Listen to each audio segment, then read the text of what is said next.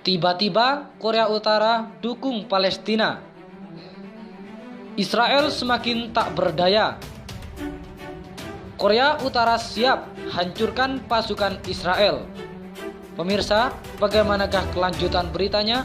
Berikut informasinya bersama Militer Dunia. Korea Utara lebih memilih mendukung Palestina ketimbang Israel. Zona periangan.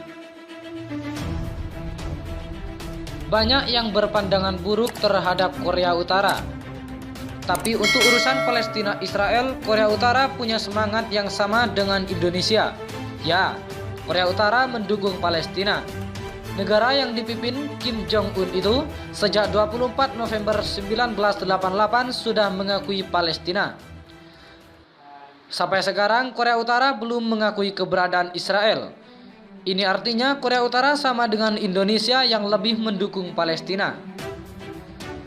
Berikut daftar negara yang mengakui Palestina sebagai negara berdaulat sesuai tanggal dan tahunnya. Pada tanggal 15 November 1988, Aljazair, Bahrain, Irak, Kuwait, Libya, Malaysia, Mauritania, Maroko, Somalia, Tunisia, Turki, Yaman.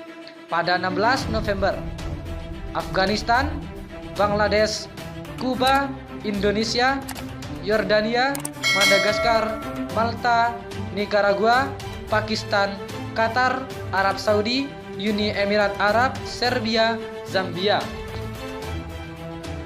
Pada 17 November, Albania, Brunei Darussalam, Djibouti, Sudan.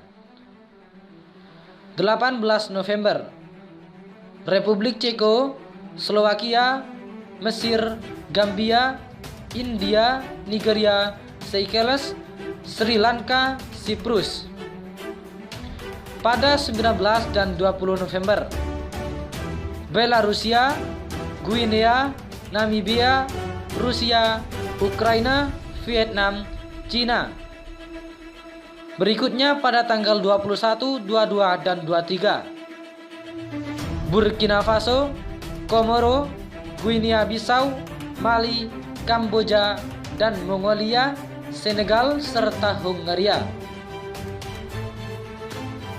24 dan 25 November, Cape Verde, Korea Utara, Nigeria, Rumania, Tanzania, dan Bulgaria. Pada 28 dan 29 November, Maladewa dan Ghana, Zimbabwe.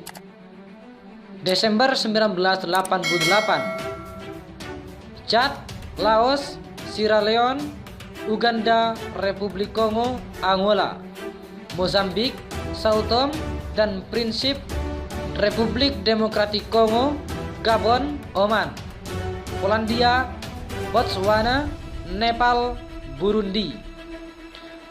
Tahun 1989, Rwanda, Ethiopia, Iran, Benin, Guinea Ekuatorial, Kenya, Vanuatu, Filipina. Tahun 1991 dan 1992, Kazakhstan, Azerbaijan, Turkmenistan, Georgia, Bosnia, dan Herzegovina, Tajikistan.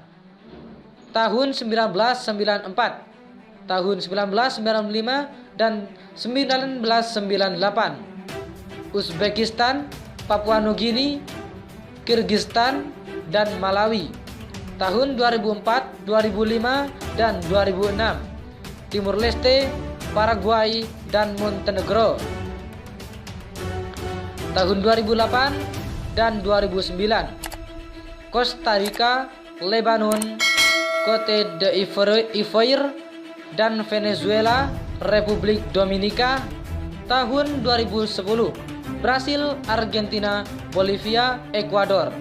Tahun 2011, Chili, Guyana, Peru, Suriname, Uruguay, Lesotho, Sudan Selatan, Suriah, Liberia, El Salvador, Honduras, Saint Vincent, dan Grenadines.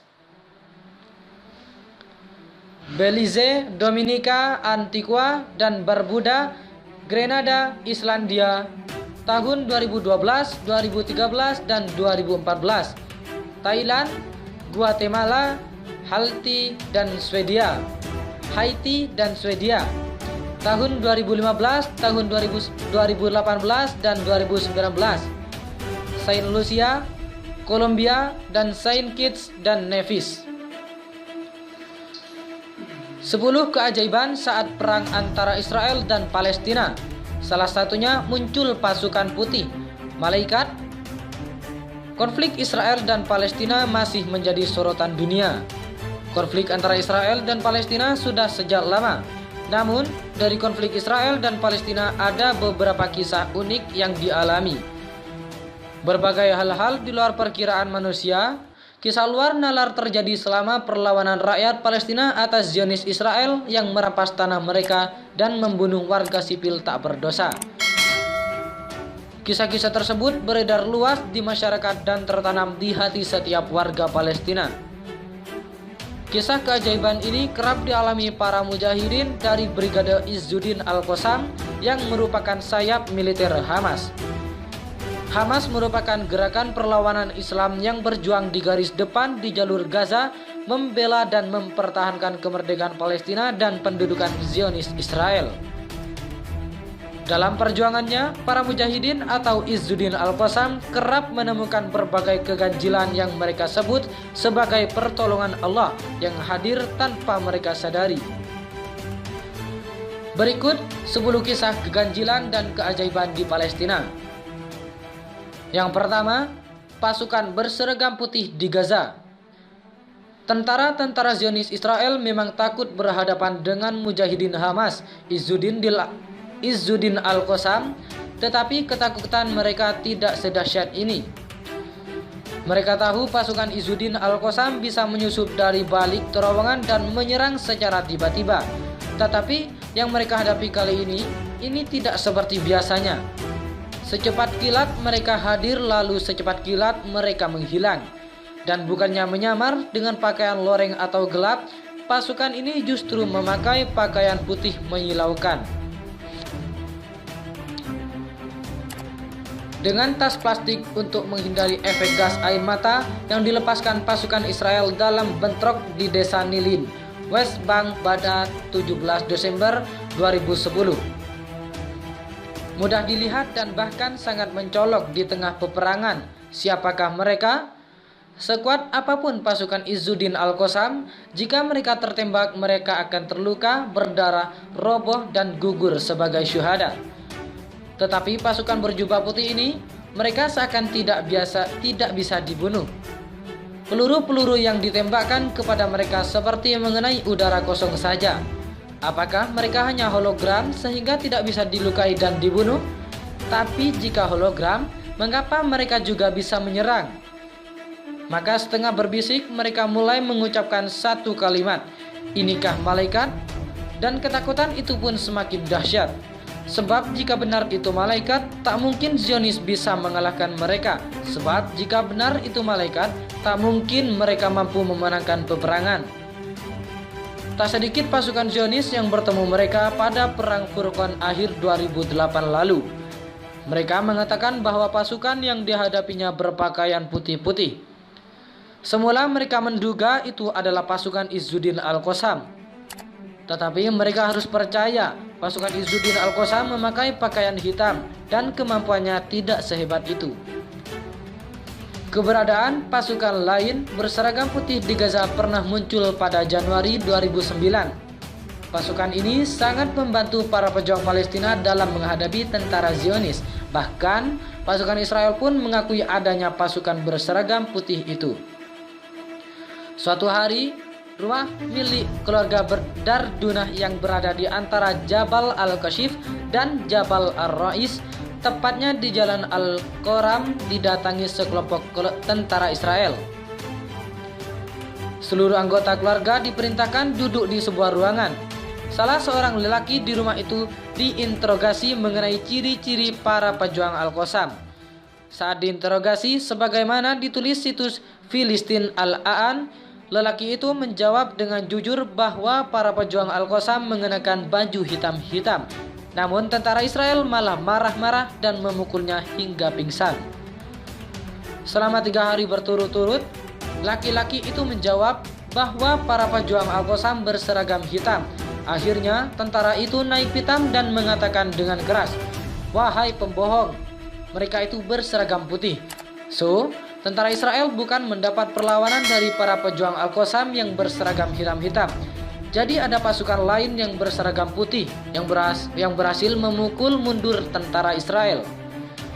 Kisah serupa juga disampaikan penduduk Palestina melalui situs milik Brigade Izzuddin Al-Qassam, Multaka Al-Qassami.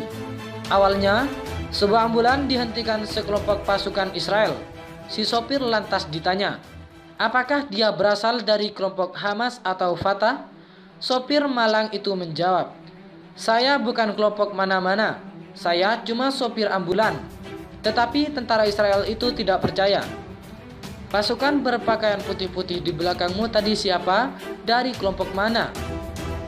Tentu saja si sopir pun kebingungan, karena dia tidak melihat seorang pun di belakangnya. "Saya tidak tahu," jawabnya. Cerita mengenai pasukan tidak dikenal juga datang dari seorang penduduk rumah susun wilayah Tal Islam yang hendak mengungsi bersama keluarganya untuk menyelamatkan diri dari serangan Israel. Terima kasih telah mengunjungi channel ini. Selamat beraktivitas. Salam militer dunia.